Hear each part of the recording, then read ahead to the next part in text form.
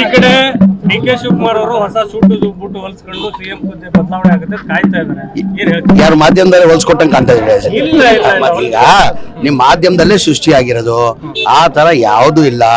ನಿನ್ನೆನು ನಾನು ಕೊಪ್ಪಳದಲ್ಲೂ ಹೇಳಿದ್ದೀನಿ, ಹುಬ್ಳಿದಲ್ಲೂ ಹೇಳಿದ್ದೀನಿ. 2028ವರೆಗೂ ಮುಖ್ಯಮಂತ್ರಿ ಕುರ್ಚಿ ಖಾಲಿ ಇಲ್ಲ. ಖಾಲಿ ಇದ್ರೆ ಮಾತ್ರ ಚರ್ಚೆ ಮಾಡಬೇಕಿಲ್ಲ. ಮುಖ್ಯಮಂತ್ರಿ ಕುರ್ಚಿ ಖಾಲಿ ಇಲ್ಲ.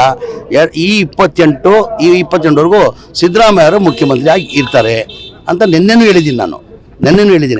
ಮಾಧ್ಯಮದವ್ರು ದಣಿಬಾರ್ದು, ನೀವು ಸುಮ್ನಿರಿ, ನಮ್ಗೆ ಏನ್ ಒಪ್ಪಂದ ಆಗಿದೆ ಗೊತ್ತಿದೆ ಅಂತ ಹೇಳ್ತಾ ಇದಾರೆ. ಯಾರು ಹೇಳ್ತಾರೆ? ಸಿದ್ದರಾಮಯ್ಯನವರು, ಡಿ ಕೆ ಶಿವಕುಮಾರ್ ಅವರು.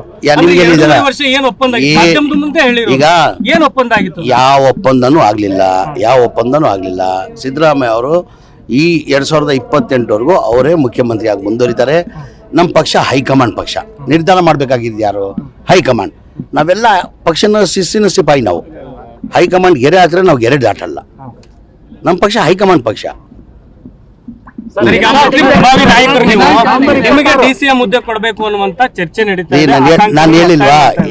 ಒತ್ತಾಯ ಮಾಡ್ತಾ ಇದ್ದಾರೆ, ಆಸೆನೂ ಇಟ್ಕೊಂಡಿದ್ದಾರೆ, ಸಹಜ ಅದು. ಅಂದ್ರೆ ಮಾಡೋರು ಯಾರು? ಮತ್ತೆ ಹೈಕಮಾಂಡ್ ಕೊಟ್ರೆ ನಿಭಾಯಿಸೋಷ್ಟು ಇದು ಇದೆ ಅಂತ. ಹೈಕಮಾಂಡ್ ಏನ್ ಕೊಟ್ರು ನಾವು ನಿಭಾಯಿಸಿ ಕೇಳಿಲ್ಲ. ಅದ್ರ ಜೊತೆಯಲ್ಲಿ ನಾನು ಇನ್ನೊಂದು ಮಾತಾ, ನಾನು ಹುಬ್ಳಿಯಲ್ಲಿ ಈಗ ನನ್ನ ಪಕ್ಷನ ಶಿಸ್ತಿನ ಸಿಪಾಯಿ. ನನ್ಗೆ 2.5 ವರ್ಷ ಮಂತ್ರಿಯಾಗಿ ಅವಕಾಶ ಮಾಡಿಕೊಟ್ಟಿದ್ರು.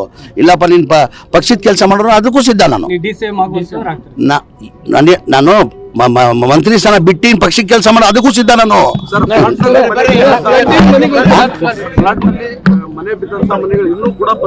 ಇಲ್ಲ, ಪರಿಹಾರ ಕೊಡ್ತಾ ಇದ್ದೀವಿ. ಈಗ ಒಂದು ಹಂತ ದುಡ್ಡು ಬಂದಿದೆ, 140 ಕೋಟಿ ಬಂದಿದೆ. ಹಂತ ಎಲ್ಲ ಜಿಲ್ಲೆಗೆ ದುಡ್ಡು ಕೊಡ್ತಾ ಇದ್ದೀವಿ.